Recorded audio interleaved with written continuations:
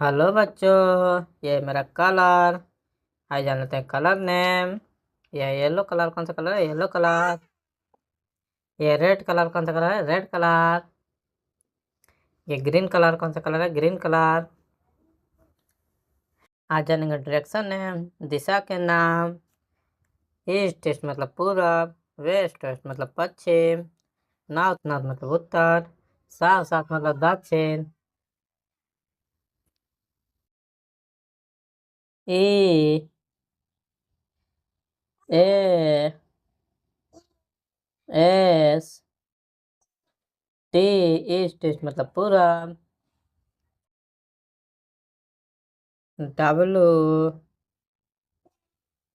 ई S T, west west मतलब पश्चिम। N O R T H, north north मतलब उत्तर।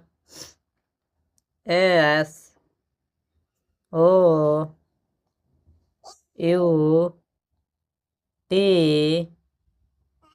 H, south south मतलब दक्षिण। ईस्ट ईस्ट मतलब पूरब, वेस्ट वेस्ट मतलब पश्चिम, नॉर्थ नॉर्थ मतलब उत्तर, साउथ साउथ मतलब दक्षिण। वीडियो अच्छा लगा तो चैनल सब्सक्राइब कर वीडियो को लाइक करें।